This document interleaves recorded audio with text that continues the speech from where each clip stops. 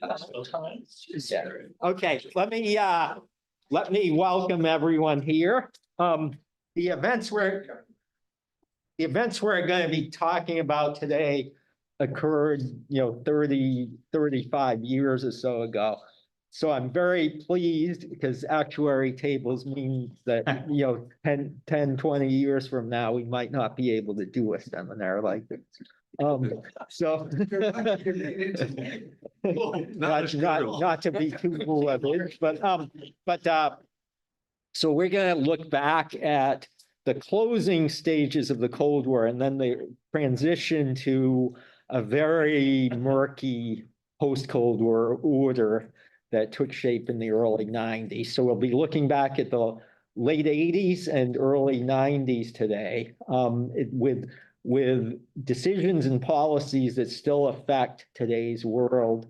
And I'm very pleased that this seminar was hard to set up because the speakers, don't live with one exception, Tom Simons, don't live in Cambridge. And so it was difficult to coordinate it on a day that we could all do it. But it worked out for today. And I'm very pleased that everyone's here. Please partake of the food at the back. Let me introduce the speakers in the order in which they'll be speaking. And I was going to go by alphabetical order of surname, but for various reasons, we're going to alter that. I'm going to start first with Tom Simons to my immediate left here, who served in numerous posts in the 1980s dealing with the Soviet Union. Then in 1990 became U.S. Ambassador to Poland and later Ambassador to Pakistan. And he has been an associate of the Davis Center for many years now. He's an alumnus of Harvard, both undergraduate and his PhD. Not undergraduate. Yale undergraduate. Sorry about that, Tom. Sorry about the insult. He rectified his mistake. That's right. But he did his PhD in history here. And then next will be Louis Sell, down at the end of the table there, who served in countries that ceased to exist, the Soviet Union and Yugoslavia, not Czechoslovakia as Frank Meehan did, but another former U.S. ambassador. But Louis served in diplomatic posts in those countries and had important roles in helping to shape U.S. policy, and then particularly in keeping leaders in Washington informed of what was going on at a very turbulent and uncertain time. Then will be George Crow over here, who had served in posts mostly in Washington, but also at the Moscow embassy, dealing with the Soviet Union and then post-Soviet Russia, and also more recently served as ambassador to Kazakhstan. He has been teaching Kazakhstan and Uzbekistan. And Uzbekistan, right? And has been teaching at Columbia. Remember Belarus? Yeah. The forgotten country. The run Which was that? Belarus. Oh, Belarus too, right, important one. And then to my right here is Andrew Goodman, who served in many important posts for the U.S. government, dealing with various affairs that came up at the end of the Cold War and the early transition to a post-Cold War order, even things that nowadays people will sometimes overlook, but such important things as the 2+4 negotiations that went on and the reunification of Germany and the particular configuration that the new German state took with regard to NATO and with regard to the rest of Europe. So with that, let me turn to Tom. Okay, well, thanks very much. Thanks for having me, and thanks for putting this together. I think all of us from these individual perspectives are going to be looking at where U.S. policy did well and where it did less well. And rather than make an overall assessment, I'm going to focus on the narrower topic of U.S. assistance programs. in the late 80s and in the 90s. And I had two roles during that period. First as ambassador to Poland.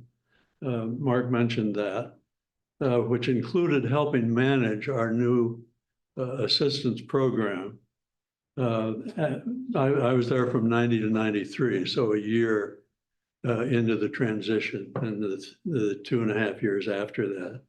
And then from 93 to 95, I had a job that sounds like a translation from the German. It was coordinator of U.S. bilateral assistance to the new independent states of the former Soviet Union. We called it NIS at the time, the new independent states. Now, the two programs, the one for Eastern Europe and the one for the former Soviet Union, were in fact related because the post-Soviet program originated in the East European program. The issue whether to have a program at all for Eastern Europe in, say, the late 80s was pretty hard fought within the Bush administration because conservatives were skeptical that anything was really changing. And so they were afraid that US taxpayer dollars would go to support communists. And so it was that issue itself was solved by the success of the roundtable negotiation in Poland in April of 1989, where you got a power sharing arrangement. But the economic reward that President Bush responded with was worth about $25 million. That's a definition of peanuts. Now, by the end of the year, the Polish reform program went on so briskly that by the end of the year, we'd committed about $2 billion to Poland. So, but it was mainly in the financial sector, but we also had support for entrepreneurship. And that was partly because we already had an idea of how to do it. This was the Enterprise Fund, small loans to new entrepreneurs that was already working in Northern Ireland. So even there, you were transferring from a program that you already had. It was so successful in Poland that we then replicated it all over Eastern Europe. And after 91, all over the Soviet Union. Now, there were also some agricultural commodities. We always have them to give away, and which was appreciated, a cushion for the new government, and of course, an outlet for our surpluses. Those were years when we probably kept Armenia and Kyrgyzstan and parts of the Soviet Far East really alive with foodstuffs as the distribution systems broke down there. But there also had to be technical assistance, and there the question was what kind. And here we tapped into our old Cold War political consensus. The Soviet Union was still there. We're talking about Eastern Europe, but the Soviet Union was still there under Gorbachev. And there was little dissent with the idea of helping the East Europeans become independent of it. So we also knew in general how we thought it could be done by encouraging market-based economic management and encouraging democracy. And there was a general feeling that the East European countries were sort of doing democracy themselves.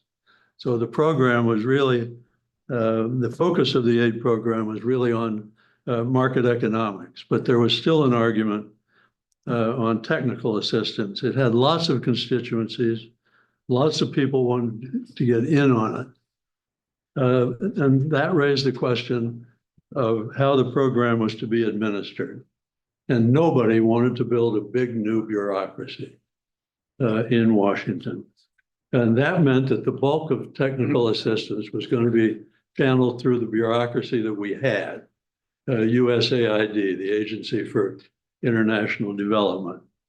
And AID's practice was to throw money to overseas missions and let them divide up the pot among various clients. And they decided, because they didn't know much about the area, they'd never worked in communist countries, that they would change the center of gravity and run the program from Washington. Just make decisions in Washington and instruct the field missions to implement them. Now, this did put an operational gravity out there on the ground, but it also made for tremendous clientism within the program. And to counteract this, AID, it had grown historically, was just loaded down with regulations, trying to ensure openness and fairness. And only big outfits, Deloitte Touche, big outfits could deal with the complicated applications you had to put in to get this government money for your program. So AID was indispensable, but it also wasn't very capable. And more so since it had no experience with the communist world.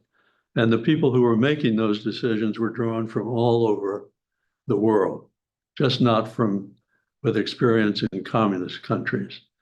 In Washington, they set up a little coordinator's office to ride herd on AID and the other agencies that were involved. It had more communist world experience than they did, but it was also extremely small, just a couple of dozen people in temporary space. And its supervision was resisted by everyone that it was supposed to supervise.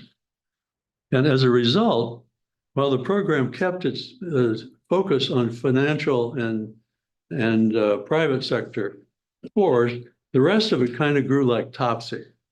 In the end, it included not just voting machinery for the parliaments, trips for judges, loans for juice processors,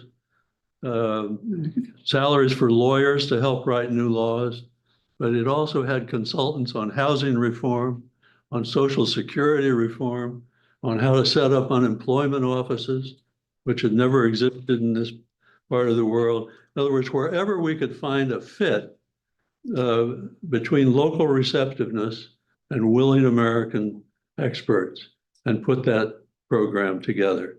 And that was the structure that we then replicated in the former Soviet Union, beginning in December 1991.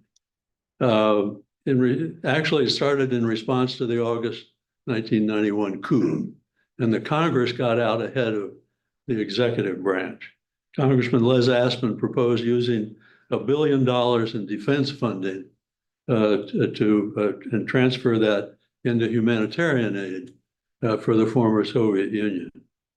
And even before December, that carried over into a concrete $100 million for humanitarian aid and $400 million for denuclearization, because that was that seemed to be the highest priority in that early stage, securing the Soviet nuclear potential. And that turned in time into the highly successful Nunn-Lugar, or cooperative threat reduction program. And those two elements, humanitarian aid and denuclearization, were never controversial in Washington. Still, the program in the Soviet Union was a little bit different from Eastern Europe. You had the same sense of, the same consensus on helping to dismantle communism, and the same sense of how to do it through the market and through democracy. But this was Russia itself, and so resistance was bigger, because you were still afraid of giving money to the communists who were still out in the system. So it was a very slow program to get going in the first 2 years under the Bush administration. You had the same kind of hesitation that limited our response to the financial help that Gorbachev was begging for in 1991. And after the collapse in early 92, we put together the $100 million from Congress to do a humanitarian airlift called Operation Provide Hope. And that registered American sympathy and American presence, but not much more. And the little office was set up in the State Department to administer it, but didn't have a larger charter. Two things changed that. The first was the 1992 presidential campaign, where the Democrats ran on the need for much more and much faster, criticizing the administration for slowness and stinginess. And so when they won, they were committed to enlarge and speed up the assistance program to the former Soviet Union. The second element was Richard Milhous Nixon, who in his last act of statesmanship became kind of a pilgrim or a circuit rider for Republican aid, for aid to the former Soviet Union, and made it impossible for the Republicans really to vote against it. And so by the end of that fall, Congress had passed an aid package of $2.5 billion. And remember, this is 30 years ago, so that $2.5 billion was worth more than it would be today. For the whole post-Soviet space, minus the Baltic republics, which we treated as part of Eastern Europe. And we had since 34, actually. And as with Eastern Europe, the problem was what to do besides humanitarian aid and denuclearization, what kind and how much technical assistance. Again, nobody was willing to set up a big new bureaucracy. So the office that I moved into in May of 1993 had maybe 15 or 20 people in it. It was really very small. I had a somewhat larger charter, stronger charter from the National Security Advisor, and set up regularizing the office, but it was very hard to get permanent slots. I mean, this was put together with spit and piano wire. So by subtraction, the solution was basically to replicate for the former Soviet space the hybrid system that had emerged in Eastern Europe. And the outlines were already in place in the sense that they were being briefed to Congress for this new $2.5 billion package. They'd been developed by my office in USAID, basically by culling the East European program and adding on projects where you had evidence of strong willingness in some capacity for assistance from assistance building, providing organizations, but 80% of it went through USAID still. Now, there were some differences. Given the size of the Soviet defense sector, there was more emphasis on defense conversion, trying to get defense industries to make something else. The joke was that they came up with the titanium factory came up with a electric shaver that weighed 30 kilos, but and we also put more emphasis on trying to find things for Soviet scientists to do. George Soros had given $100 million for that. I mean, to keep them from running off or taking their secrets with them. And in the main, though, the program emerged with the same basic priorities as in Eastern Europe. That made some kind of sense because they had the same kinds of structures, the post-Stalinist political and economic structures, and so the same transition problems. Private sector development was the flagship. It meant enterprise funds. It meant a Eurasia Foundation for small loans in specific areas, but it also meant funding consultants for privatization. And Harvard fielded a team here, which was very important. And they had people to run it on the ex-Soviet side, Anatoly Chubais and his team. And so they put through this voucher privatization program. Chubais' purpose, I think, was to deprive the communists of their control over the economy. And that worked. But the way it was forced through with voucher privatization through very fast also created the oligarchs because the people in power got hold of the vouchers and bought up state enterprises for their private use. After privatization, we became democratic reform, which meant a variety of things, but especially exchanges. And by the time I left in 1995, exchanges had already reached Marshall Plan proportions, really with 12,000 visitors here. And by the end of the decade, that had climbed to 70,000. So that was a important and useful part of the program. Now it was left to me as coordinator to provide a rationale for the program. And I did that with annual policy strategy statements to send to the Congress. And they were anchored in the recognizable US ideology. Our strategic purpose was helping the post-communist world, helping them become fit partners for the communities of market democracy. And support for democracy and market reform were the privileged ways of moving in that direction. My strategies, when I reread them, I looked them over again recently, were a little bit sunny in their projection of short and medium term expectations of the capacity for progress. But they were also clear that it was going to be up to the post-Soviet peoples to do the work, that they would do it in their own forms, and that it would go on for decades.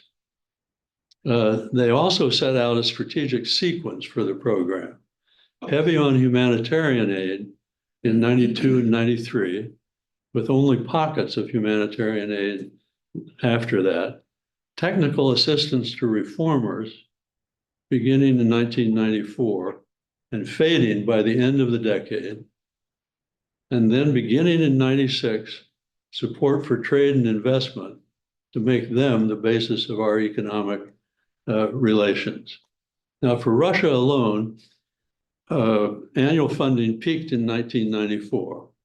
And by the end of the decade, under the Freedom Support Act, which did the technical assistance part, we had appropriated 2.7 billion and dispersed 3.2 billion. Now, that's a modest program with modest goals. And they had to be modest because, as one of my colleagues pointed out, our 2.5 billion program meant $10 a head for the post-Soviet space. You're not going to do revolutionary change with that kind of money. So we were not starry-eyed. It helped a lot that the program worked mainly through American assistance providers, and so it was almost immune to corruption. It didn't correct corruption, which was spreading and endemic, but the program itself wasn't really infected by it. But there was a price, and the price, technical assistance, was a hodgepodge. There just wasn't enough of it to make a decisive difference in any area, except maybe mass privatization, where it had the side effect of creating the oligarchy, which has burdened Russian economics and politics ever since. But I would argue that we basically had very few or no alternatives to a program of this kind. And I would even argue that we did enough to make sure that Russians and other NIS citizens knew that we were with them in this time of hardship and transition. And most especially, I would argue, it was enough to bury the inflammatory question of who lost Russia in American politics for over a decade. Now it's risen again in the new millennium in the form of NATO expansion as an issue in American politics. But it's nothing compared to the specter of who lost China and the role that played in the 1950s and in the 1940s and 1950s. And I think maybe you can't ask much more of an aid program. Thank you. Okay, thank you, Tom. Let me just very quickly say, I remember in the summer of 1999, a long article appeared in the New York Times Review. Magazine. New York Review, right? No, it's the New York Times Magazine by a journalist for the Financial Times, whose name is slipping my mind at the moment, but the title of it was "Who Lost Russia?" Soros did the same thing. Okay, in the New York Review New York books. Review books. Yeah. Okay, hey, Louis. It hasn't stuck though. Wasn't Maybe, Greenland. maybe. We'll come back to that. Louis? Okay, well, I'm gonna try to, this is US Soviet or US policy toward the Soviet Union. And I'm gonna talk about primarily about my time in Moscow, 91 to 94, when I headed I had the political section there. And, you know, embassies and political sections and political counselors make recommendations on policy to Washington, but are pleasantly surprised only rarely when Washington actually agrees to them. So I'm not going to focus as much on US policy internally as on perceptions of it, how it appeared in Moscow to Russians. I'm going to start with something, an event I would attend in October of 1992, which was one of the most moving events I ever attended in my almost 30-year foreign service career. When Boris Yeltsin apologized for the shoot down of the KL airliner in September of 1983. Some people here remember that very well. Oh, yeah. And 261 people, I think, died. Many Koreans, many Americans, one American congressman.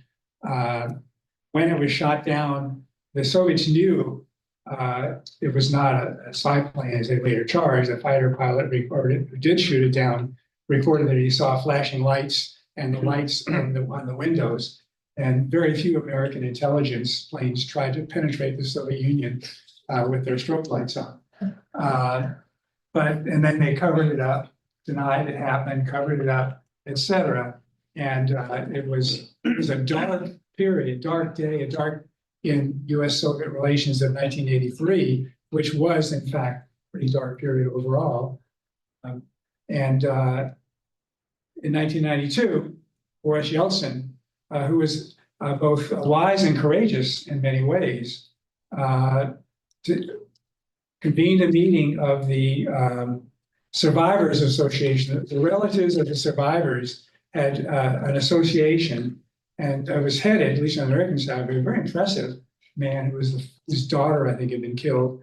And Yeltsin presided over a very moving ceremony in which he acknowledged what had happened, expressed regret that he could not undo what had happened, and apologized what had happened, what had done to the families of the relatives, and then handed over the black box to for investigation by the ICAO, and which really made it was already clear, but made it crystal clear just really what had happened.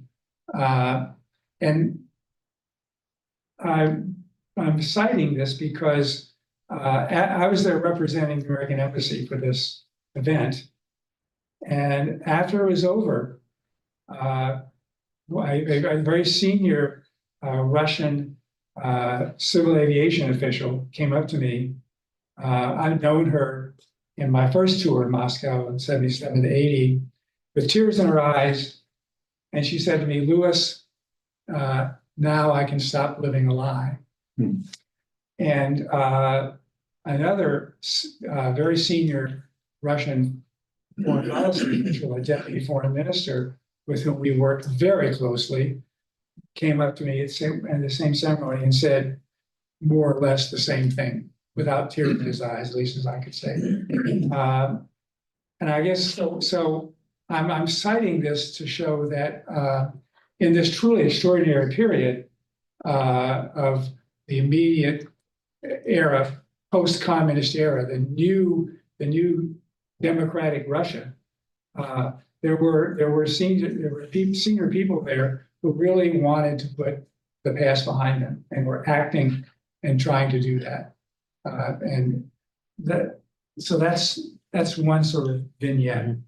And then I'll talk a little bit about nuclear cooperation, which is an area where we did cooperate really well. I think for first decade after the collapse of the Soviet Union, we cooperated pretty well. And even before nuclear arms control, when I spent my career where I was not doing it with Soviet Union or Yugoslavia, I was doing nuclear arms control.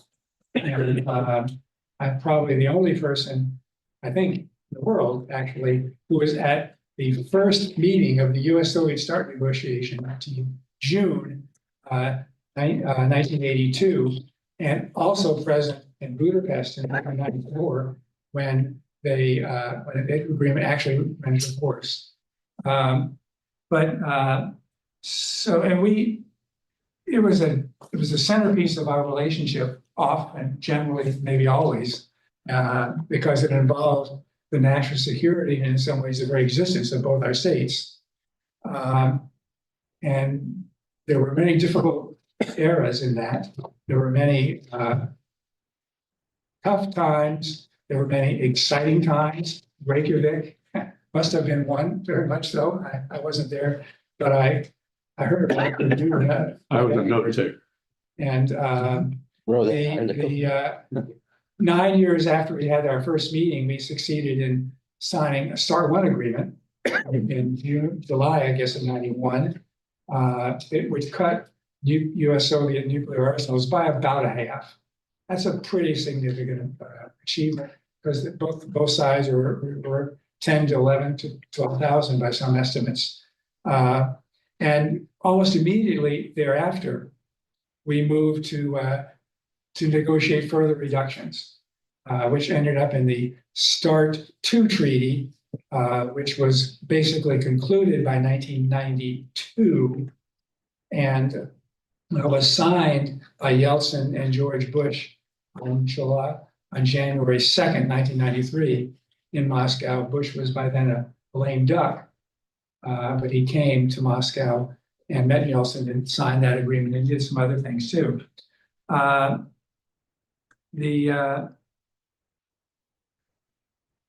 I want to just focus on, the START 2 treaty was basically cut nuclear arsenals on both sides by another 1/2 or so, down 3,000 to 3,500 on both sides. Pretty significant achievement, and I think it was a good agreement. My role basically as political counselor, by then both sides had decided to dispense with delegations in Geneva, which took 9 years to reach an agreement. I remember I was still in Geneva in '85 when Gorbachev took office as general secretary. And in one of his first speeches, he kind of said, we need to get beyond delegations and we need to achieve real agreements. We need to get beyond delegations, which spend all their time in Geneva eating their way through mountains of gold rubles. And it struck terror in our hearts because Gorbachev had figured it out. But so after START 1, we moved to do basically delegations through capitals in the United States, so-called ungroups. Senior officials would come to Moscow. The Russians would go to Washington to negotiate it in brief, intense spurts of negotiations. When they weren't meeting in Moscow, I was kind of the messenger boy. They knew me, both sides, and I would carry messages to the chief Russian negotiator, Gennady Berdenikov, who was deputy foreign minister. And this agreement was quite controversial in the Soviet Union. It basically required the Soviet Union to give up a lot of what it regarded as the center. It would create equal levels, and I believe it was a good agreement, but it required the Soviets to give up their what they regarded, and rightly so, as the centerpiece of their strategic nuclear arsenal, their heavy ICBMs. START 1 required 1/2 expressly. START 2 would have required the other half had it ever gone into effect, which it didn't. On the other side, we did reduce dramatically, but we through a very controversial rule called downloading, we reduced the numbers of our submarine launched missiles, which were at least numerically the largest element of our nuclear missile deterrent, but in effect kept the boats themselves through an obscure accounting rule called downloading. And I'm not going to get into it, but it's something we would never have allowed the Soviets to do under START 1, not in the slightest chance. So it was controversial in the parliament and in the Russian military. And I remember my counterpart. I went to see him once on something right before it was signed. I guess it was probably before the summit. And he said to me, and he became such an emblem of vilification in the Soviet press and the Soviet parliament that the foreign ministry had to get him out of Moscow. They sent him off to be ambassador somewhere. And he said, you know, Louis, we would never have signed this agreement without the American threat. And what the threat he said was, we said, if you don't sign the agreement, of course, there will be the agreement in force will be START 1, and we will maintain our forces at the level of START 1. And we knew, of course, but that by the time the Russians could not afford to do that.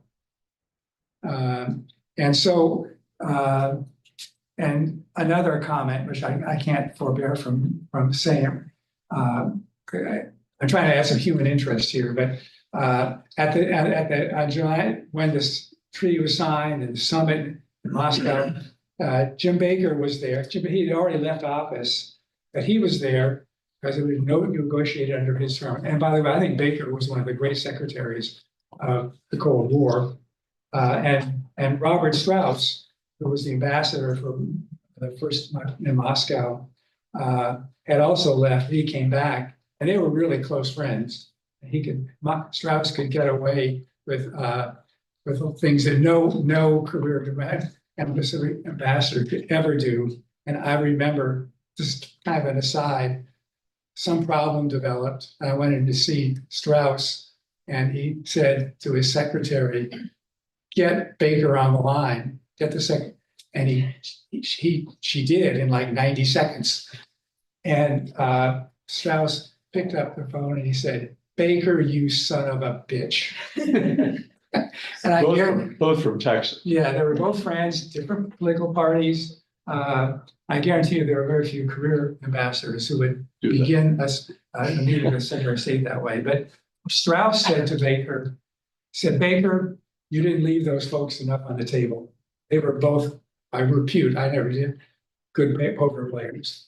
And here the point for me was, this was a good agreement, and I think it was good to Russia, but we didn't hesitate to throw our weight around when we saw it in our interest vis-a-vis a weakened Russia.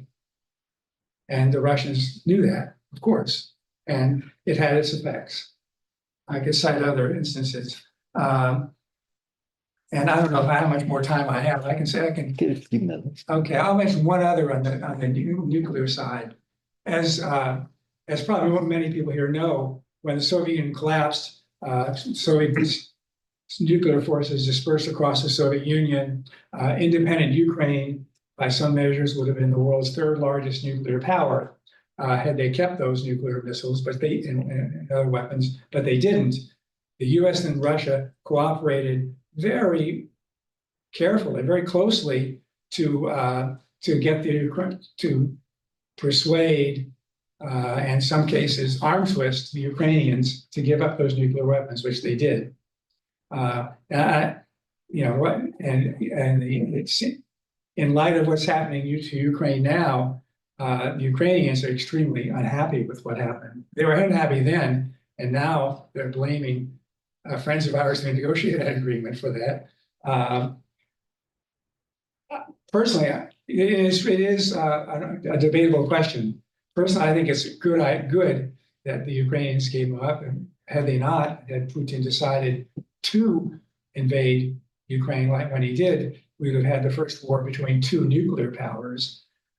I think that's a bad idea. On the other hand, the other side of that argument is, would he have invaded if the Ukrainians had those nuclear weapons, and that's not what I want to talk about. And briefly, I'll talk about a small event that occurred in the course of this, when the deputy commander of the Strategic Rocket Forces, sort of the equivalent of Strategic Air Command, although they don't have aircraft, called me and the U.S. Defense Attaché, Gary Rubis, to his office one day. And he said, "We have a problem." This was in 92 or 93, I honestly can't remember when. And we were still negotiating with the Ukrainians to give up the weapons. At that point, the Russians controlled the bases that say that where their missiles were based or their aircraft, they controlled everything inside the wire. The Ukrainians controlled everything outside, including, of course, access. And the Ukrainians were not allowing Russian technicians access to missile bases. And that's what the SRF deputy commander told us. And he said, this is causing real problems. And I asked him, well, what is the problem? And he said that they weren't allowing the Russians to come in and service the warheads and replenish the tritium in the warhead. Tritium is an isotope of hydrogen. And without tritium, thermonuclear warheads don't produce a full hydrogen explosion. They don't produce a full thermonuclear explosion. And he said that, and he said, I know for you Americans, if these SS-18s, they were SS-18s, if when they happen to go off, go poof instead of bang, you Americans might not see that as such a bad thing. And I'm sort of paraphrasing. It's all in Russian. I can't remember what it was in Russian, frankly. It also makes these nuclear weapons quite unstable if we can't go in and service them. And so that's a pretty bad thing all around, including for the Ukrainians. And so we reported to Washington. I have no idea what Washington actually did, but within a few days or a week, the Russian technicians were able to go in. And so that's a successful example of cooperation. Yes, but imagine how humiliating it must have been to that senior Soviet official, military official who spent his whole life working in, designing, safeguarding, building these nuclear missiles. The centerpiece of it, what they regarded at least as their deterrent force against us. Again, those things left their back. That's one reason I think that kind of thing, why it was never ratified. Now, Tom asked me to talk about October 1993. I can still do it if you'll let me. Yeah, reasonably quickly. All right, I'll try. Anyway, October 3rd and 4th, 1993 was when Yeltsin shelled the parliament. Some people were probably there when it happened. I don't know if any of you were or not. I was, and that capped what was really a year-long confrontation between Yeltsin and the parliament over the future of democratic reform. And Yeltsin ended it with a bang, not a poop. Yeah, he ended it with a decree, September 21, 1993, which basically dissolved the parliament, decreed new elections, and said there's going to be a new constitution. And that was a completely unconstitutional act. There was no provision to do that. He went ahead and did it. I think he had no choice. I think that's my argument anyway. However, I never understood why when he did this, he didn't secure the Russian Parliament building, which is it's quite a surprise since in August of 1991, Yeltsin himself had gone to the parliament and organized resistance against the August coup. So why didn't he expect the Hezbollah and Hezbollah do the same thing, which they did. And so you had 2 weeks of increasing political and occasional violent confrontation. On October 3rd, beautiful summer Sunday afternoon in Moscow, not that many of them in October, and people, everybody who lives in Moscow knows there will not be very more such. And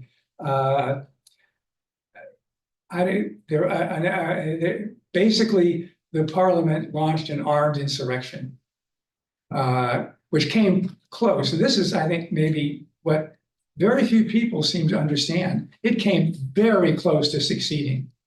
In brief, a demonstration organized in Oktyabrskaya Ploshchad got out of control. Several thousand demonstrators started marching down the ring road toward the Russian parliament. They hit the Russian police from the back unexpectedly, and then about the same time, Rutskoy, vice president, appeared on the balcony and led couple thousand at least armed insurrectionists out of the parliament building. And they basically wiped out the police barricade. They killed a number of cops. We in the embassy saved the lives of a number by bringing them into the embassy, letting them out the back door. So for a period, I can tell you, kind of a nervous period. I was the acting DCM at the time, and I was a senior American official in the embassy at this moment. And we had like 10,000 angry Russians, armed Russians, has killed a bunch of people, milling around outside our gates, outside the wall. The wall was like 6 feet high. You could easily climb it. One day we found in the DCM's apartment a fairly confused but seemingly harmless Russian who was taking a shower in there. Is this the new embassy? No, it's the new embassy compound. Yeah. But we were not occupying it by then. But fortunately for us, at least, they went off in different directions. They went off in 2 directions. They went to the Ministry of Defense. And one of my friends, a deputy minister of defense, was sitting there Sunday afternoon doing his work. A guard burst in, handed him a Kalashnikov, and said, "Go down to gate X and keep people from coming in." And there were a couple thousand of these armed demonstrators outside the MOD, and which is a repository for at least 2 of the 3 Soviet nuclear footballs. And they didn't try to get in, fortunately. They went off somewhere. And the other group went basically to the television towers, to Ostankino. And they came within a whisper, I think, of capturing it. Just a couple minutes before this group got there, a group of the Minister of Interior, police got into the building, defended it. There was a pitched battle. A number of people were killed, I think a couple hundred maybe. During the course of it, the Russian television went blank. Were you watching television? I bet you remember that. I know I did. And that was a scary moment. We knew what was going on in Ostankino. And we knew eventually they'd fix the television. But who's going to appear? Is it Rutskoy going to be broadcasting to the nation, or who? And they did fix it, and they did defend Ostankino, and they came back. Where's Yeltsin? Yeltsin helicoptered into the Kremlin. He was as surprised as everybody else. He was not in a position to speak to the nation, and Chernomyrdin did, and had a calming effect. I mean, Chernomyrdin, he was so boring, basically. Yeah, soporific. He wasn't going to calm anything, no matter what he said, but which was good at the time. And Gaidar was really who rallied, I think, the Russian people. And Yeltsin did manage to go to the Ministry of Defense, and he got the generals to agree to attack the parliament, and they didn't do it. And it was over. I saw Yeltsin 2 days later. I went with Pastor Pickering. I think it was the first time he'd seen Yeltsin, and I've been spending the past 3 years observing Yeltsin both in person in meetings or in public. I saw him, and I was really shocked. I'd never seen him look so bad. And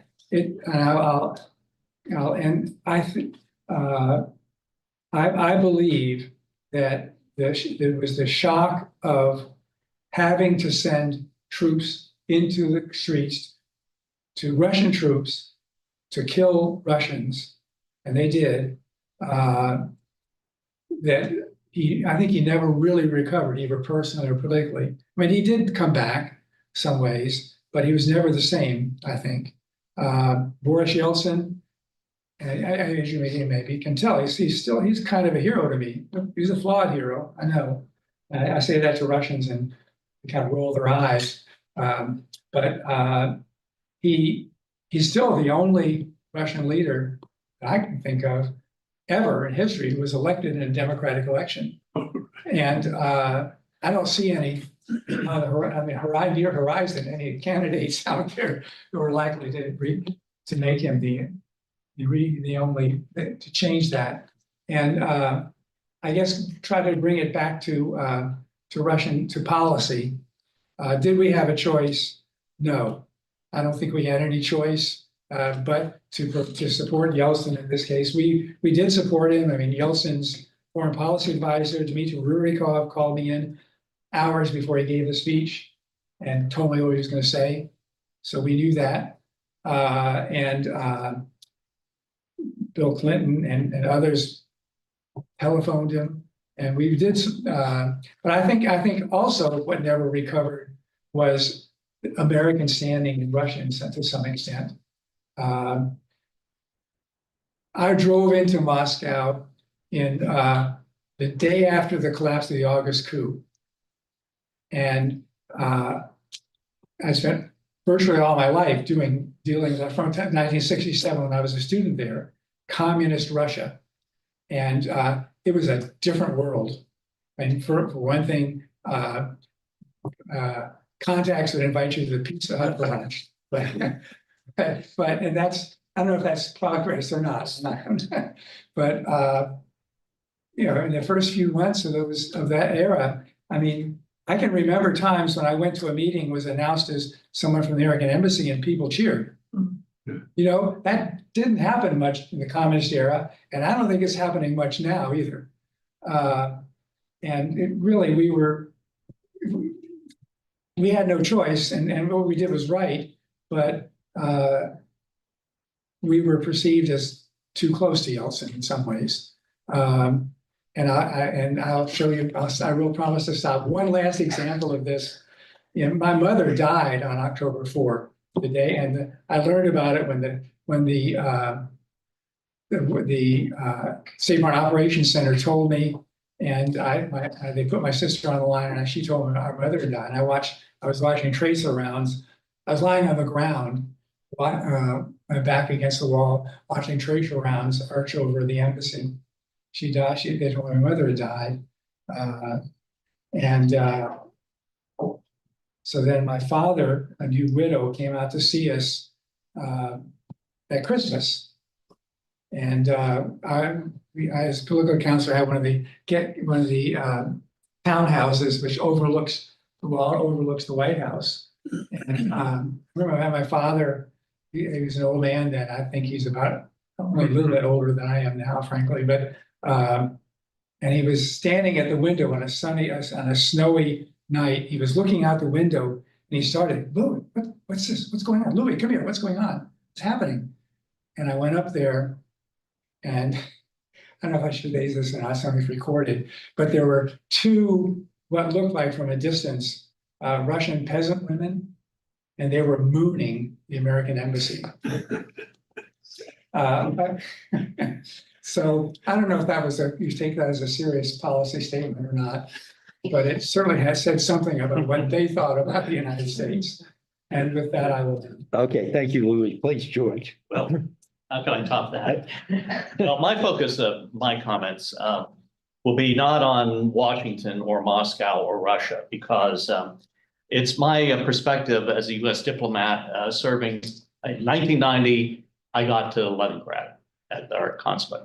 But 1991, I spent most of it covering the situation in the Baltic republics for that whole year until there was the August coup. I was there in Latvia when it happened. And then the Baltic republics became fully independent. In fact, the Soviet Union declared them independent while it was still the Soviet Union.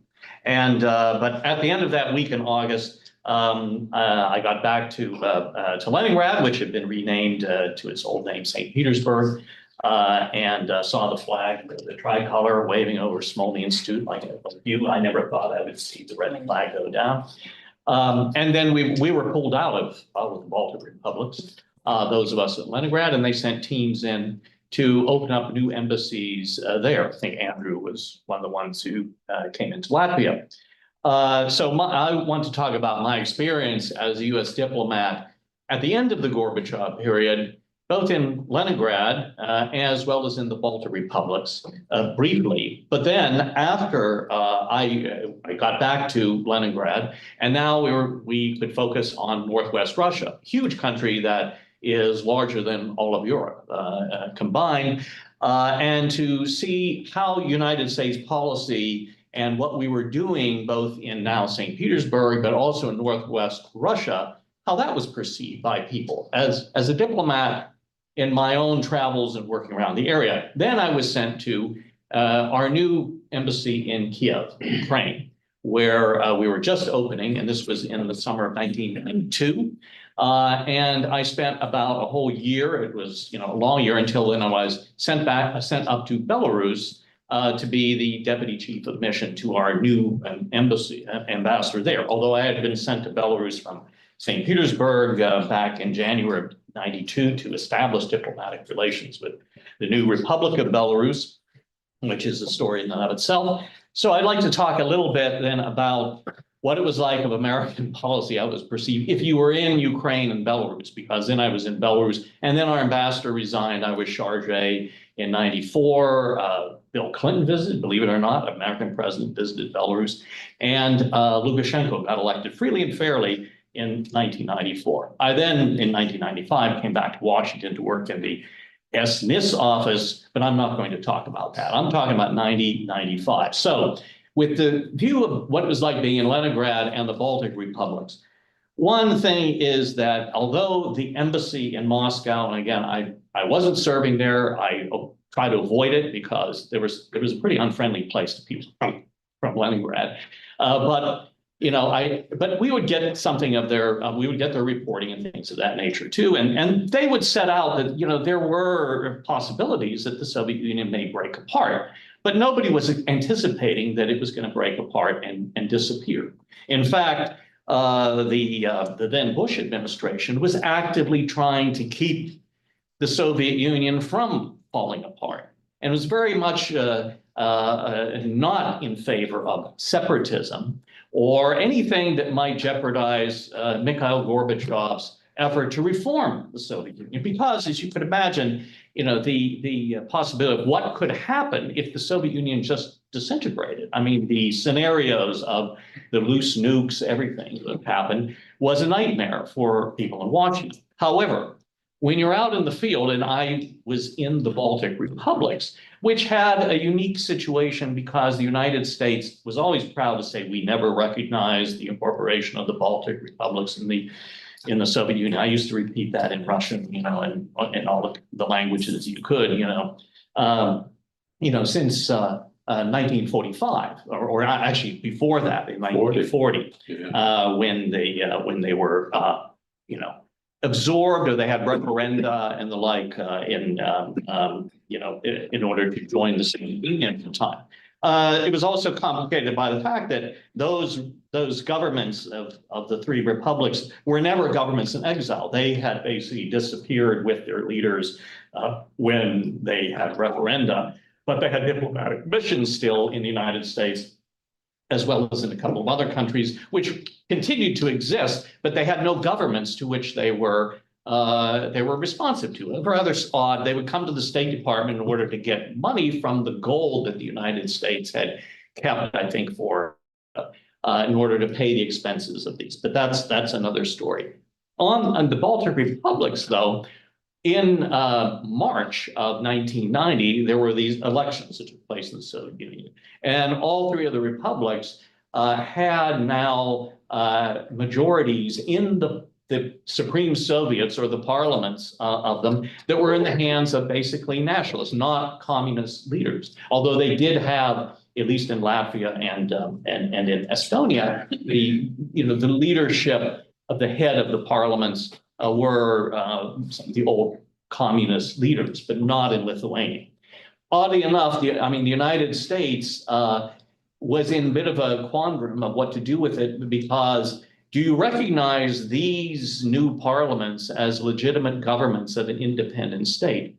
But if doing so would jeopardize Mikhail Gorbachev's standing in Moscow and among his own hardliners, and Gorbachev would explain this to American interlocutors. Not that I was a part of it. I was simply a ground soldier, a foot soldier in the trenches.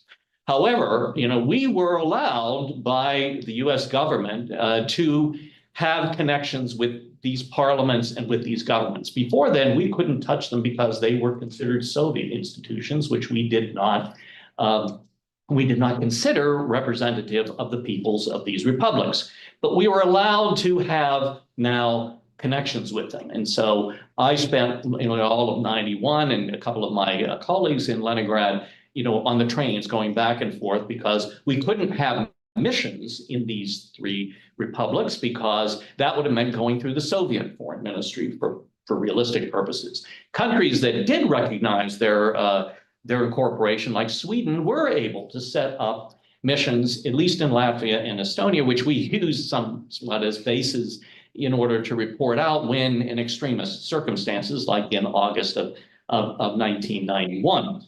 But in my dealings with the leaderships of these countries, particularly in Lithuania, they were extremely angry and upset with the United States policy of not recognizing them and treating them as independent states, even though the United States was kind of on the record as that we did not recognize them as part of the Soviet Union. And I would be browbeaten by the likes of Vytautas Landsbergis, less so by the Latvians and the Estonians, but certainly the Estonians, Leonard Meri, who was the foreign minister, and the like, as to what's wrong with you Americans? You're just in this to support your friend Mikhail Gorbachev and to keep the Soviet Union alive. What about us?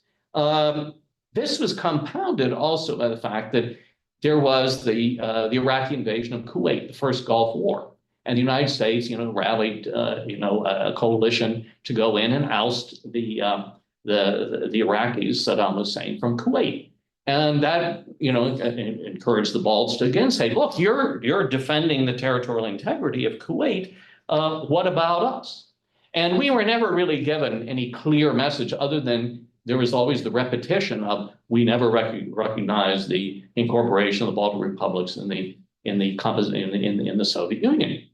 But there was an interesting New Yorker cartoon, maybe some of you, maybe Mark, you've seen it, where it was a cartoon showing like Vytautas Landsbergis on the phone to George Bush saying, George, you won't believe what happened. And there's an oil geyser coming out just outside of Vilnius. It's like, okay, now there's oil coming out of the ground. Maybe you'll do something and recognize our independence and give us the support we need. I think Iceland was the only country that sort of recognized when Lithuania dissolved its ties formally with the Soviet Union, and then became the sanctions, the efforts to subdue them from Moscow.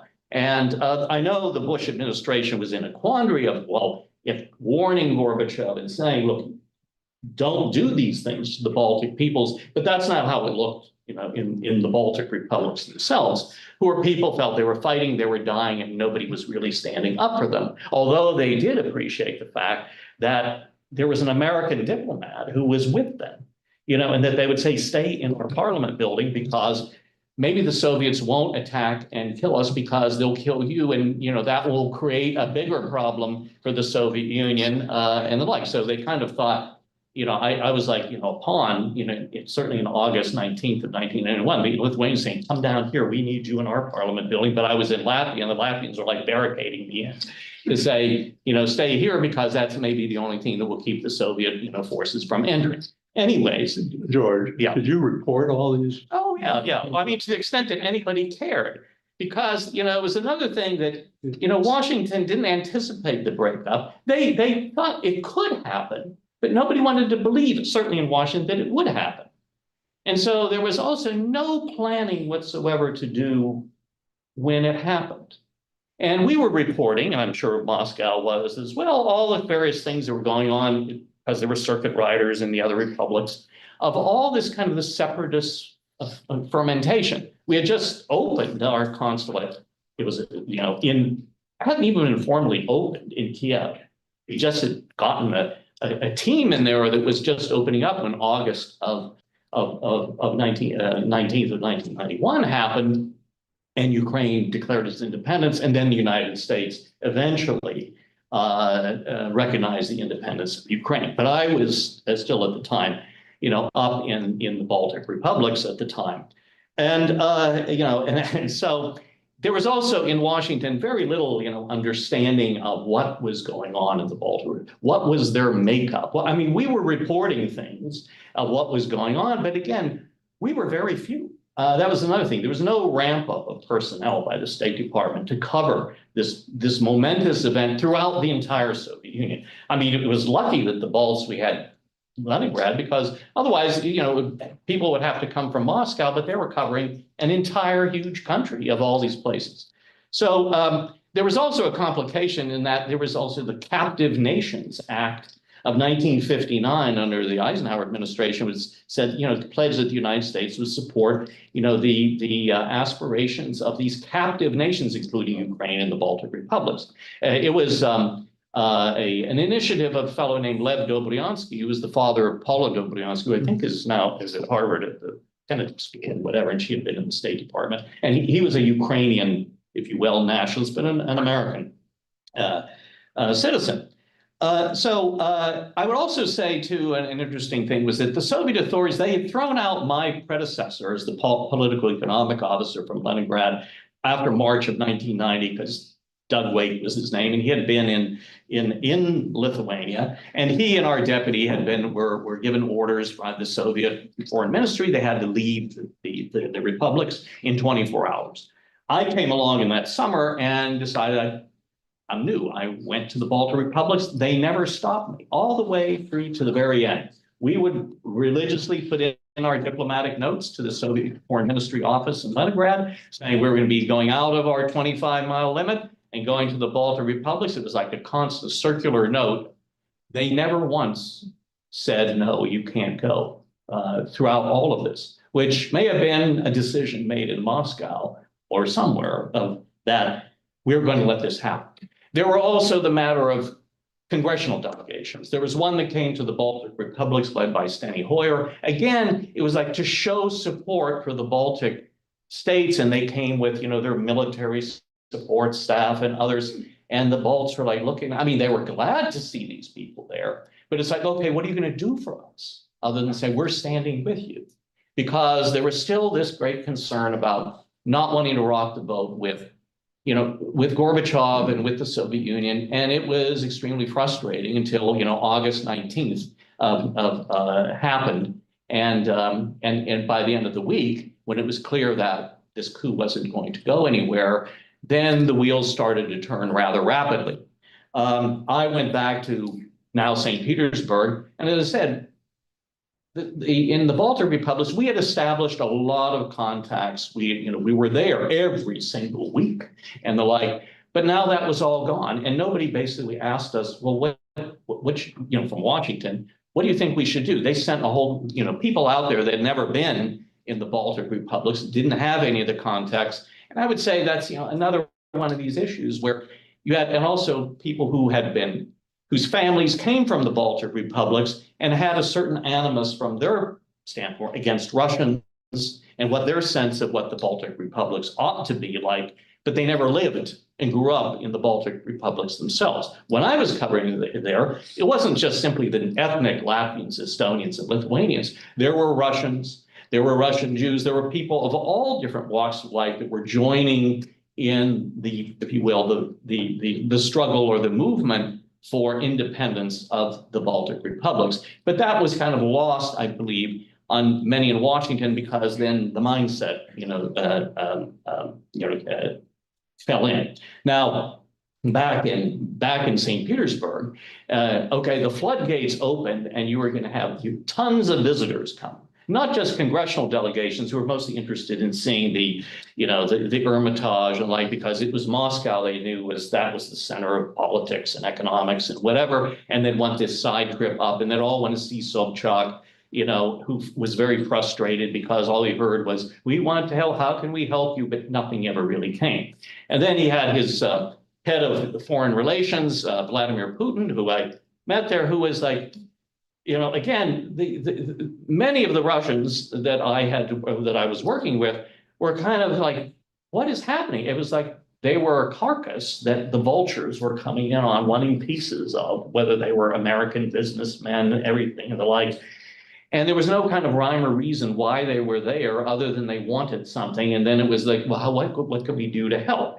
There was little guidance, I would say, that came from either Moscow or from Washington as to, okay, what we're doing. And then one, as Ambassador Simon said, there was, humanitarian assistance, Operation Provide Hope, which again, it was, an easy way. You had all these military stores in the European theater thinking that there was going to be a longer war in the Gulf. It didn't happen. So the bright idea was, well, let's ship all of this to many of the republics of the Soviet Union or places in the Soviet Union. And this can alleviate, what was thought as a humanitarian catastrophe. Whole hospitals, we think. Well, if they were lucky. I mean, I went out to the hinterlands of Northwest Russia. Again, you completely ignored, not only by Moscow, as they had been for a long time, but often by the United States. I was often the only American they had ever seen since 1917, in Arkhangelsk, an interventionist, and its closed cities were now open, Murmansk, Severodvinsk, and the like. And then all of a sudden we could get out there by train because the planes were running because there wasn't fuel for them. And the fear was they were going to fall out of the skies. But, the authorities there were like, oh, well, what can you do? And we were saying, like, what do you need? And they're saying, well, we need pharmaceuticals, we need basic things, foodstuffs. And we'd send us all back because, as Tom said, there was an office in Moscow, but it was a military run operation, which I think was a big mistake, because when you have the US military now, it's front and center. And it wasn't an international aid operation. This wasn't, post-World War II, where you're going to have the United Nations, UNRWA, or whatever involved in the humanitarian. This was going to be a bilateral issue of the good US Air Force flying in Air Force planes from Mississippi National Guard, Rhode Island National Guard, whatever, into places like Arkhangelsk and everything. We would have these meticulous lists we'd work with. And of course, the military sends out their parties, mostly every officer that knew Russian, which were basically intelligence officers, taking pictures and everything of the submarine bases and like. And I would get called in ritually by, the remnants of the KGB and say, what is going on? They're not allowed to do this. And I'd, have to go, boys, you're being naughty, don't do this. And it's like, this is a free-for-all. But, you could see in the eyes of the Russians, and certainly in the eyes of Vladimir Putin too, this kind of sense, they're walking all over us. The former enemy are just yanking our, and what can we do about it? And then, to make matters worse, the plane arrives. Big, it was one like C-130. Out comes the cargo. We have the list of the things that the people of the Arkhangelsk Oblast that wanted, various pharmaceuticals, just simple things. What comes out? Tons of mighty fine pudding, sunglasses, and condoms. When I'd say, well, what happened? We'd get the response from, the office in Moscow, they'll get what we have. That's what we were, So you can imagine, again, on the one hand, we think, humanitarian aid. Sure, it helped in certain ways, but I didn't see wheat, flour, simple things. And again, this was run as a military operation and not like Herbert Hoover, who did a miracle, after World War I and, and the like. Again, it's just this attitude that I think we saw in Washington, that again, the military had the money, they had the stuff, they had the airlift, and they'll handle this. That's how it looked like from the field. And you could see how this could fuel a certain amount of, we like you Americans as individuals, but what's going on here and the like. So that said about that issue, I then go to Ukraine and to our embassy, which had just opened up. And the sense was, first of all, the embassy, we had, again, a lot of new people brought in, and many of them were Ukrainian Americans who were, the children of, some of them had been born, like our ambassador, Roman Papaduk, in a DP camp, at the end of World War II. And many of them had come from what was Western Ukraine, and their families had fled with the, when the Red Army swept in 45. Now they're back. And I mean, now they never lived or grew up in Ukraine, Soviet Ukraine. They grew up in Chicago, in New York, and other places but they're back in order to help, not just represent the United States, but helping the, the Ukrainian, nation become a nation again, this dream world. And and as I'm not a Ukrainian American, but I was the Russian speaking officer they sent down. And it was a situation where, the Ukrainians in the government were treated by certainly the ambassador and other Ukrainian Americans in the embassy like they are the enemy. And I remember the ambassador telling me, he said, George, you don't realize these people are not Ukrainians, they're Soviets. And, again, they were born and raised in Ukraine. And also the Ukrainians then were telling me, who are these people? They speak Ukrainian we've never heard. I mean, they grew up studying standard Ukrainian as it was taught in Soviet, Ukrainian schools. And you could see this culture clash of what was going on. And then, in Washington, there was certainly, since they didn't understand the complexities of Ukraine,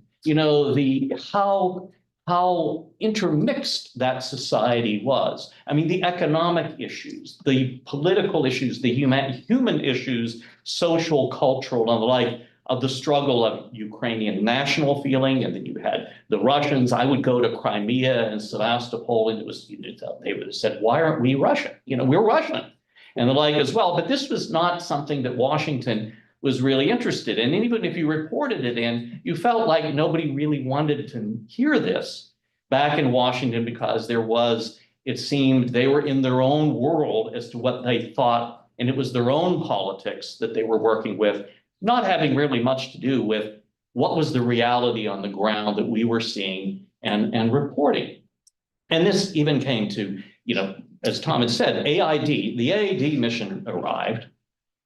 None of them had ever been even in Eastern Europe. They came from places in Africa and whatever, and they're dropped in the middle of Kiev.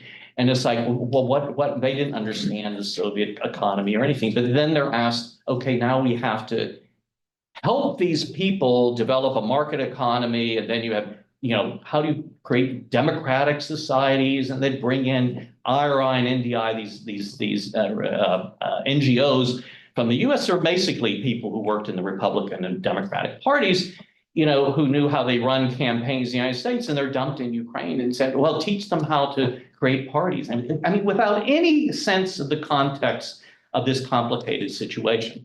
And we found at the embassy, no one would really listen to us in Washington. It was all the decisions were made back there, and Tom kind of alluded to this as well.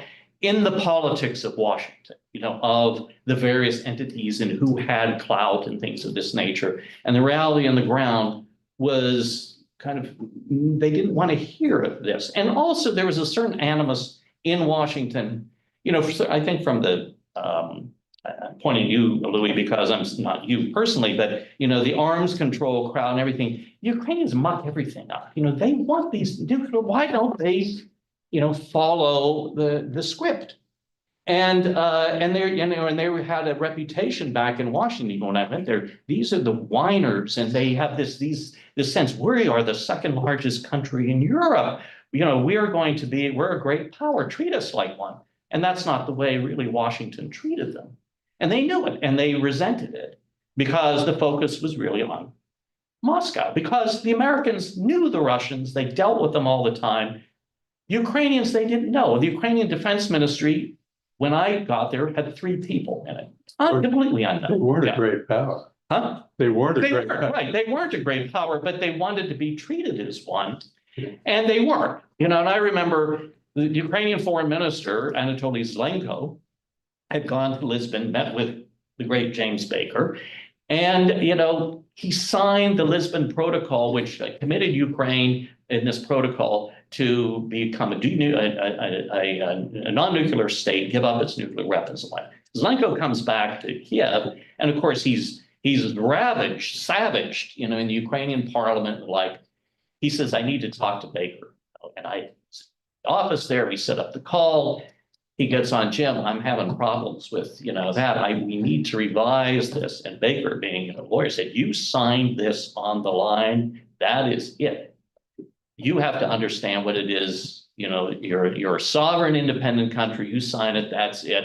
And Zlenko's there, but Jim, and he's there. And then finally, there was no Jim on the phone because Baker had just like put the phone down. And, you know, Zlenko looks at me and he's, you know, it's like he gave the equivalent in Ukrainian, you know, my goose is cooked, you know, with, you know, his own government and everything. There was very little, you know, again, Washington just, it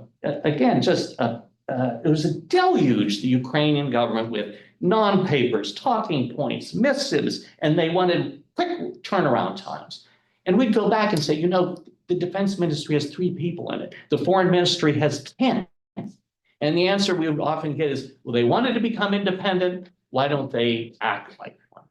And this, you know, again, you know, from us, we were trying to be that, you know, massage between the Washington bureaucratic monster that was sending all kinds of NGOs, and people had no conception of what was really the on the ground, the sensitivities, and like in this effort to, you know, turn Ukraine into a democracy, a market economy, out of an extremely complicated situation that nobody really understand. And, you know, there were people who, you know, the international financial institutions often would send, you know, Ukrainian Canadians, you know, Canadians of Ukrainian descent and everything, that would, you know, feel like they wanted to, you know, to help, but they didn't quite understand the context of Ukrainian policy. Whether it's right or wrong, I'm not, you know, I will let historians years from now discuss this about, you know, the policies ups and downs. It's like Louis said and others, what else could we do? I mean, but there was a dynamic in Washington that we felt out in the field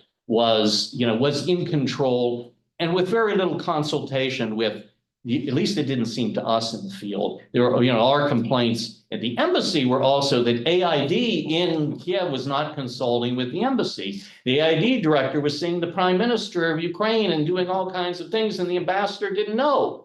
And, you know, so you have this, you know, the decentralization ad hocism that, at least from my vantage point there, it looked a bit like a mess, and we were trying to, you know, explain and whatever. This is how the U.S. government operates, folks. It's a beast that, you know, is almost impossible to fathom and control. It's like the herding of cats and everything. So with education for the Ukrainians who didn't have any experience in dealing with Americans. But that was really, you know, our diplomatic effort was, how do you keep the boat from, you know, capsizing and making sure that we would have better relations. Finally, I then went up to Belarus. And if you thought that Ukraine was being dismissed, Belarus wasn't even on the map. I mean, it was a country, but people in Washington didn't really think Belarus what is it? Does it exist or whatever? Which, yes, it did. But again, all the kind of, you know, the cookie cutter approach in some respects were, you know, send these programs to Belarus. But again, nobody really had any understanding how complex that society was. And like we in the field were trying to give them, you know, the sense these things may not work like you expect them to do. And it was thought, oh, bring Stanislav Shushkevich, who was a physicist that didn't know how to run anything, to Washington because he's our man, and it was clear Shushkevich wasn't a popular fellow, and he didn't know how to run anything. And then there's this fellow Lukashenko that nobody knew, and in Washington, oh, this guy's a nut, is crazy or whatever.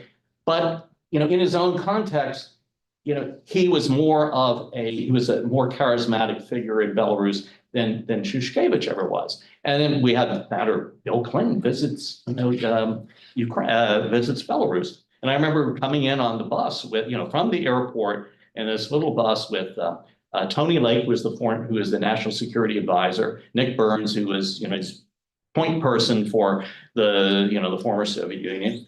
And Lake turned to Burns and said, "Why are we here?"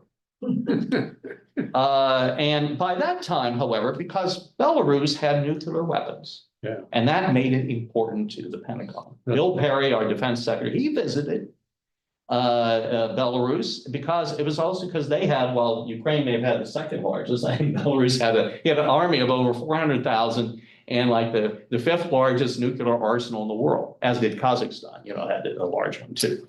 But with Belarus, that made them important until they decided, because the Belarusians said, we don't want them, we don't need them, we don't have the money to maintain them, we want to get rid of them, and what can we get for them? And they were very pragmatic about it, as well. But the real rationale of Clinton's coming to Belarus was basically to thank the Belarusians, for agreeing to, send their nuclear weapons to Russia and become a non-nuclear state. But when Lake turned to Nick Burns, Nick said, well, he turned to me and he said, "George, why are we here?" I said, well, basically to thank them, for, this effort, because Clinton had been in Moscow.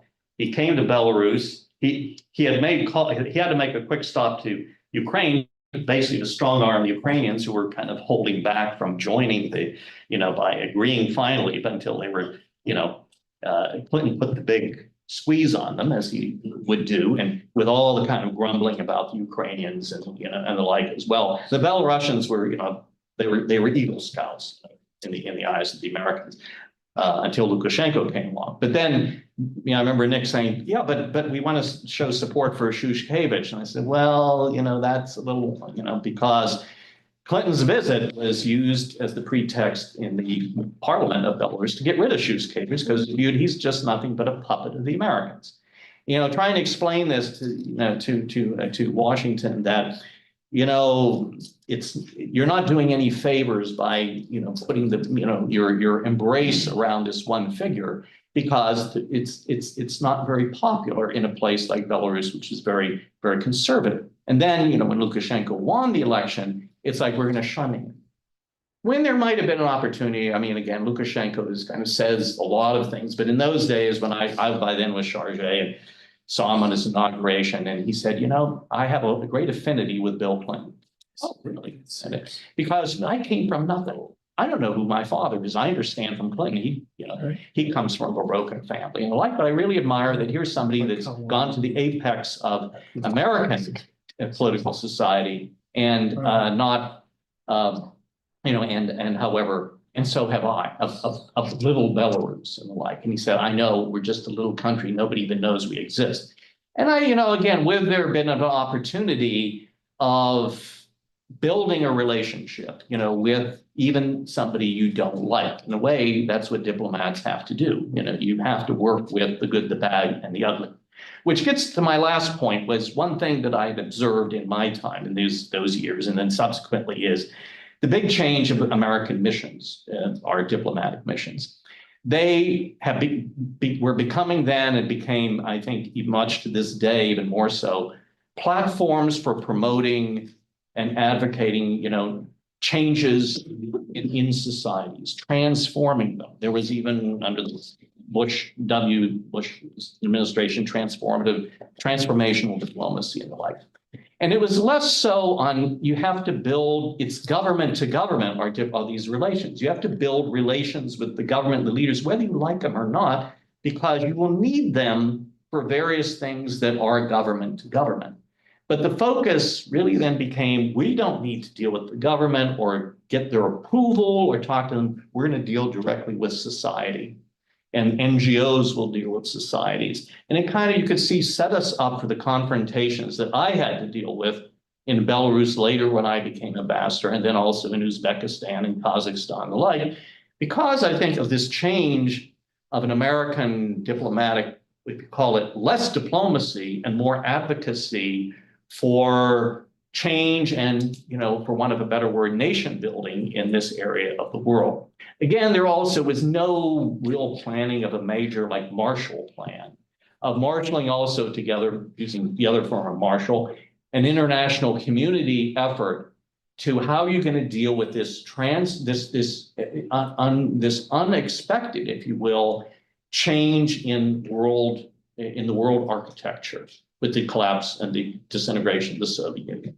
It became more or less of an American policy and more of a bilateral policy, it seemed from my experience, than something that either would have inspired a greater sense with greater resources too. The military got tons of resources. The Non-Lugar program, hundreds of billions of dollars.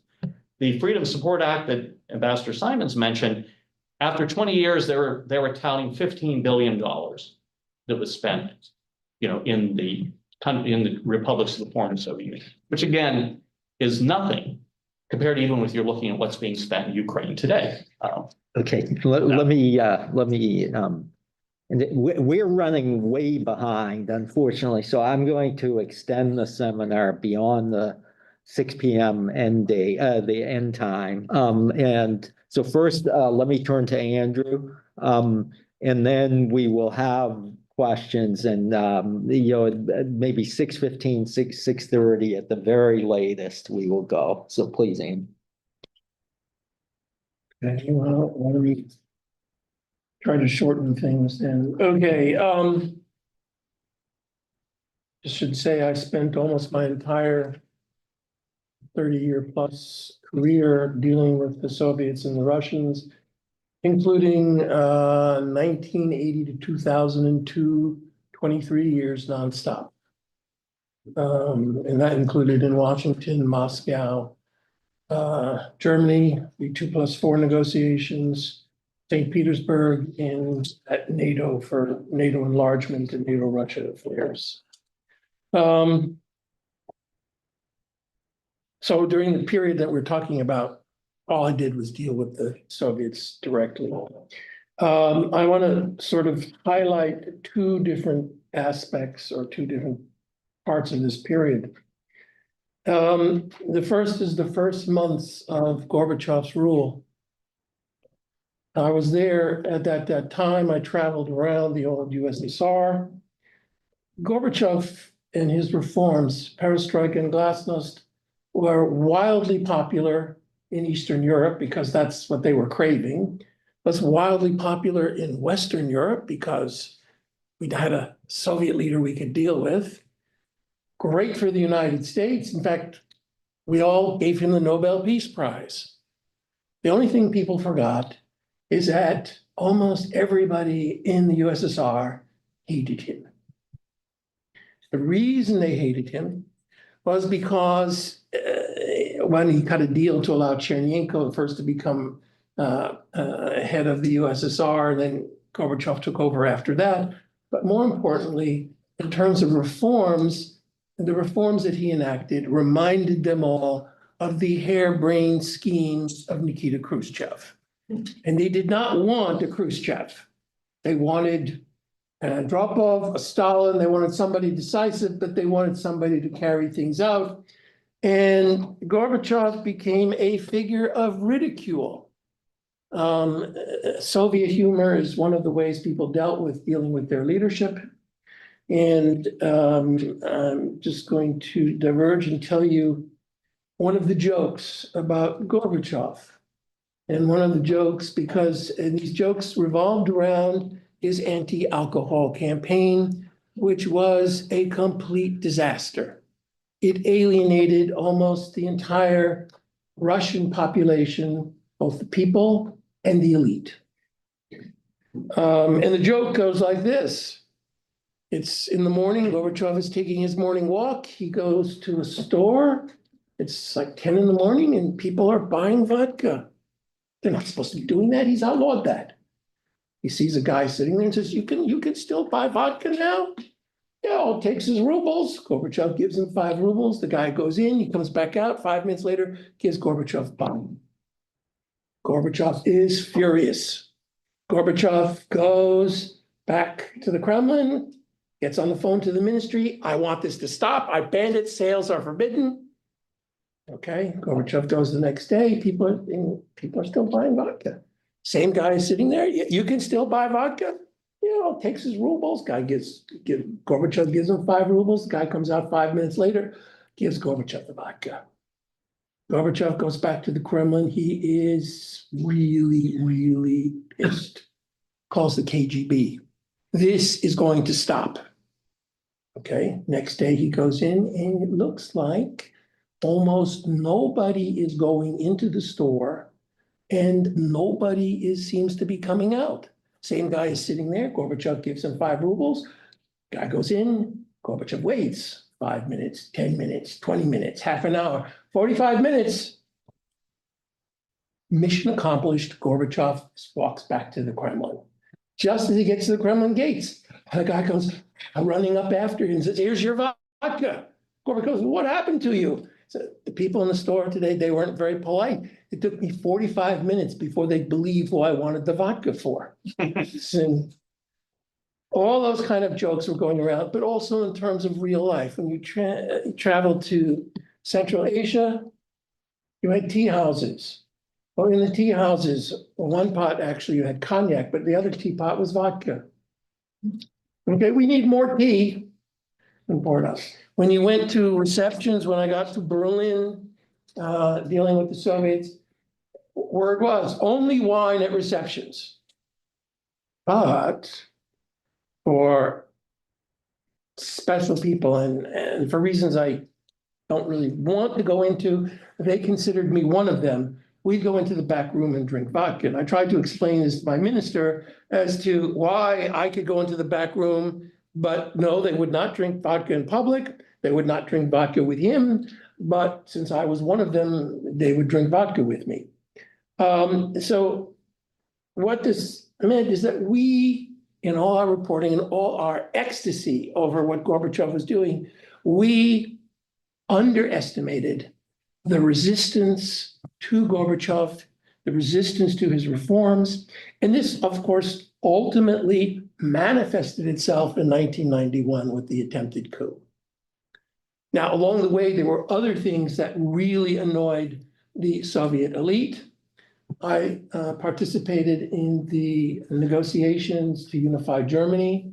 I did all the briefing materials. I was the official note taker at the ministerials and the experts level meetings. And I have to say, from a professional perspective, the head of the Soviet delegation, Bondarenko, for some reason, I can't think of Bondarenko's first name right now. Gennady. I think it's Gennady, yeah. He was brilliant. Mr. Chairman, why do we have to work off the German version? Why can't we work off the Soviet version for this treaty? Which of course didn't give Germany sovereignty, didn't do a whole bunch of stuff. Mr. Chairman, I don't understand this. Our version is just as good and just as valid as your version.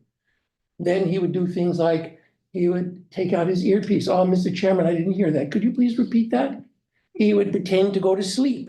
There was actually a list that was made by one of the delegations as to all his delaying tactics, which included falling asleep, feigning death, and actually dying in the chair. And it got so bad that at one point, basically, the German head of the German delegation complained to Helmut Kohl, who then talked to Gorbachev. And at the next meeting, when Bondarenko started to do all this stuff, the Germans said, this has all been settled. Bondarenko said, what do you mean it's been settled? Well, go talk to your boss. Bondarenko asked for a brief pause. He went and made some phone calls. He came back, and yes, indeed, the matter was settled. And basically, he then shut up for the rest of the negotiations. And German unification was actually what I think is one of our major successes. We got a unified Germany and we got it in NATO. Now, there had to be a number of convoluted steps taken militarily because, and this is where the myth came up about NATO not expanding 1 inch. Well, the problem there, they weren't talking about Eastern Europe. They were talking about what do we do with East German territory? How do you have a country, and this is why I got walked back. How do you have a country that's half of its territory is in NATO and half of it's out of NATO? You can't have that. So there are a whole bunch of convoluted things that German NATO troops would be allowed in East Germany. You would have maneuvers of a certain level, but you'd have no permanent stationing of Western troops anymore in East German territory. And that included Berlin. And years later, I was asked, does this mean we can't even have a military commissary in Berlin? Yep, that's what it means. You cannot have any kind of US military institution established on East German territory. But Gorbachev agreed at the time that, and this is a separate part of the treaty, that Germany was free, like any sovereign state, to choose its alliances. And it's a standalone clause. The reason it's a standalone clause and separate from everything else, because the idea of an independent Germany, remember, we're talking here less than 40 years, basically after the end of World War II. The idea of an independent Germany gave all kinds of countries the willies. They didn't want to see that. The Russians didn't want to see it. The French didn't want to see it. The British didn't want to see it. So the idea that we had a Germany anchored in NATO was perhaps not desired by the Soviets, but it was much better than having an independent Germany. But still, by giving that away, the hardliners were very, very angry at Gorbachev. And as I said, I don't want to go back into 1991 and the collapse and all that kind of stuff. Other people, saw that and talk about that. What I do want to do is to fast forward to 1992 when I was in St. Petersburg. I met Vladimir Putin about a month into my stay, maybe 2 months. He was not yet a deputy mayor of the city. He did become a deputy mayor, though. And then I got to watch how Putin basically took over the government. And by 1994, at the latest, word both inside the city government and outside, and I'm trying to move through things quickly, was that it was no longer the democratically elected mayor, Anatoly Sobchak, telling Putin what he wanted done, but it was rather Putin telling Anatoly Sobchak what to do. Putin and his cronies took over the key economic sectors in the city, included the port, included gambling casinos, included all kinds of other shady land deals. They manipulated elections. They trampled on freedom of the press. They went after all kinds of former adversaries. Interestingly, Putin started out as number 5 of 5 deputy mayors. One by one, all the deputy mayors above Putin walked the political plank, left politics, or left St. Petersburg. The only one who did not was Kudrin. Kudrin was needed because, one, he was the economic and financial whiz behind everything going on in the city, but Kudrin was also clever enough to surrender all the trappings of his office to Putin. So Kudrin survived, all the others were gone. Some never to be seen again in the city. There were people who got beaten up. There were people who were threatened and had to leave, people who had opposed Putin before. A liberal Democrat named Marina Salye went into internal exile for about 30 years because she'd been told basically she was to be next on the hit list. Also, they had new refined ways of corruption. One of the now most powerful leaders of Russian industry was the bagman in St. Petersburg to collect the bribes. Sobchak wasn't involved in this. Putin indicated that you wanted to do anything in the city, you had to provide a gift. And then the other guy came to collect. And when I asked Putin about this, about corruption. His response basically was, loyal servants of the state are entitled to a certain reward. So there was all kinds of refined corruption, all kinds of people getting rich. In effect, even though Putin did not have at that point federal ambitions, he wasn't yet ready to go to Moscow, although he was doing favors for Yeltsin at the time. It was almost a dress rehearsal, if you think about it, for all the things that Putin did once he took power in Moscow. Dealing with the press, dealing with adversaries, taking control of the key economic sectors. Everything that he did as president, he had already done in St. Petersburg. And in doing in St. Petersburg, he basically strangled any chance of reform. In other words, they'd learned they couldn't sort of storm the citadel from outside. At the time that Louis was talking about the attacks on the parliament in Moscow, the same thing was going on in St. Petersburg.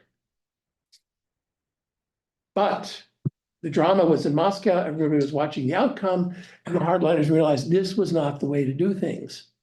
So the infiltration into the government, again, is a model for what happened on the national scale. You now, in effect, have a KGB state. And that's what you wound up having in the city government in St. Petersburg. You had a figurehead Democratic leader who was, by our standards, was corrupt, was not quite as corrupt as might think, but he still was corrupt. He and Putin were given gifts of Mercedes sedans by the Chechen mafia that was Grisha or Ruth for the Mercedes dealership for basically fraudulent land deal.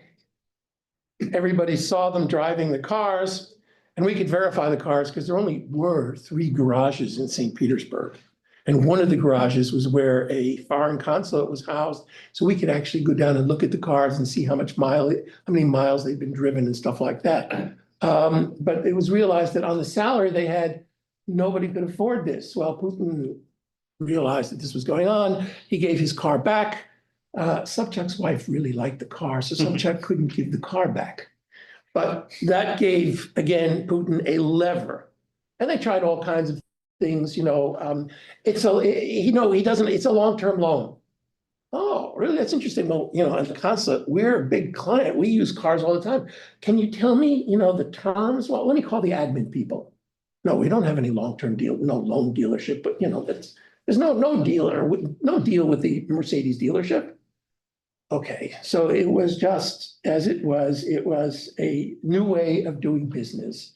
And that business is one that made Putin and his friends exceedingly wealthy. But more significantly even than that is I was able to pump Putin on his views of the world. And Putin's views on the world were sort of, as George talked about, the enemy has triumphed over us.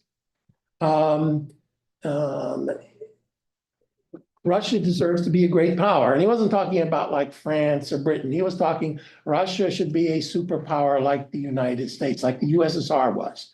We are meant to be your rivals. Of course, nobody's going to give us things, so we're going to have to seize it for ourselves. Prophetic words, one might say. But also all the states of the former Soviet Union and all of East Central Europe that belong to the Warsaw Pact. It is the natural order of things. And that's a direct quote from Putin. It is the natural order of things that all those states should be aligned with Russia. There was no concept of independent or free will by any of these countries. Poles, Hungarians, Czechs, they're all just like chattel to be bounced back and forth between imperialist powers. They had no free will of their own, saying that they wanted to join NATO or anything else like that. That was not anything that should be happen.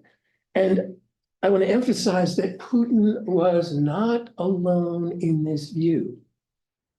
Lots of other members of the Russian elite who I talked to all basically said the same thing. One diplomat said to me, well, never mind the ideology, forget the ideology, because the ideology's gone. But don't you think that Russia and the United States are always fated to contend with one another because of their interests in different parts of the world that compete with each other, and therefore we're never going to have any kind of easy peace or easy agreement between our two countries. And again, this is back in 1993, 1994, times when Russia economically was on its knees. But there are various things the Russians, and it were determined, as Putin said to me, foreign businessmen should not be allowed to rape Russia. None of them should be allowed to own any of Russia's natural resources. Those are ours. We're going to keep them. They can come in and do other kinds of business, but they can't do that. And one of the things that we did on our side, which was a mistake, is that we underestimated, one, the resilience of the Russian people, a very common mistake in history. It seems to me any number of world leaders in history made the same mistake in terms of underestimating the Russian will to resist. Two, we underestimated the Russian drive for power and the view that power meant conquest. Those were our territories. Those were our lands. We lost them. Okay, we lost them fair and square, but we're going to learn and we're going to get them back. And the consequences of that kind of thinking is what we're seeing now. And I would just, since we don't have that time, I would just conclude that when I was doing NATO enlargement and I was the chief negotiator for the large round of enlargement, which brought in the Baltic states and a bunch of the East European states, I don't think that a lot of people said, well, we've provoked Russia by doing that. Well, problem is, could we have really denied these countries their chance for independence? Because that's why they were joining NATO. But even more importantly, when you look at it this way, and I looked at it this way, I was looking at it as saving those countries from Russia. At the time, I, of course, didn't know what was going to happen in Ukraine. But in effect, by making those countries members of NATO, assuming we live up to our alliance commitments, which we'll find out, I guess, after our next election. Assuming that we do that, we have saved a whole bunch of countries from the terrible tragedy that has befallen Ukraine, because they are now safely anchored in the West and they're independent. And I can assure you that nothing pisses Vladimir Putin off more than that fact and the cohort around him. And it's a large group around him. When Putin goes, which he eventually will, I personally think he's only going to, he'll go out with his boots on, okay? He's going to be president for life, one way or another. But don't think it's going to get easier afterwards, because all these sentiments, particularly on the older generations, they haven't changed. And nothing that we did in the assistance effort, and Tom sent me to Moscow. I was responsible for putting me in Berlin. Then he sent me to the assistance office. For some reason, a lot of people in the State Department said I was Tom Simon's boy. But anyway, And then I left. He left. But nothing that we did brought democracy or pluralism or anything else closer to Russia. That's going to be a generational question. We have to hope that the younger generation that had contact with the West will actually learn some lessons, although a whole bunch of those people have left. So what's left behind in Russia is really questionable. That we are in for a long-term struggle.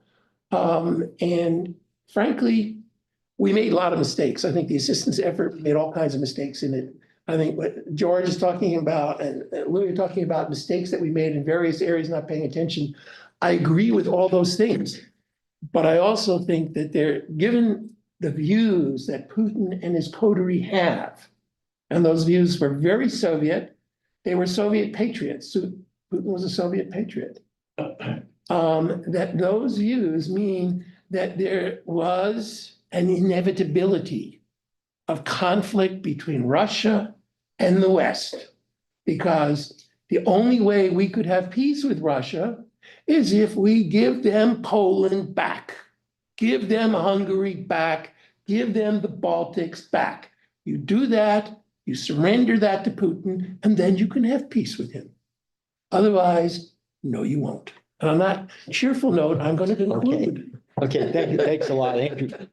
Let me just check, is there supposed to be an Yeah, event coming in here? Okay, what time does it start? Well, we're supposed to start at 6, but I can. Oh. Use a few minutes to. Okay, clear. okay, very good. I didn't realize there was gonna be an event in here, starting at 6. So unfortunately, we are going to have to end. Let me just very quickly, say that I'm not sure I'd describe him as Soviet patriot, but an imperialist, which is, I mean, closely related in that the Soviet Union was the inheritor of the Russian Empire and restored it to its full capacity. And I think that's what, because Soviet, I think, implies also, the communist, which I'm not sure I would attribute to Putin, but in any case, very, very interesting. Let me thank all, let me thank all 4 participants for their different perspectives on events at that time.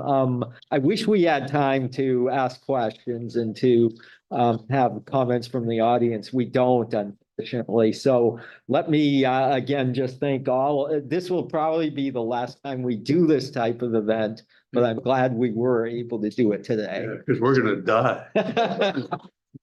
Well, at some point, to give a quick example of that, what was it, 8 years ago? 8 years ago, I hosted a roundtable discussion with 4 people who had played a role in the dissolution of the Soviet Union: Leonid Kravchuk, Stanislav Shushkevich, whom George discussed, Gennady Borboulis, who was a chief political aide to Yeltsin.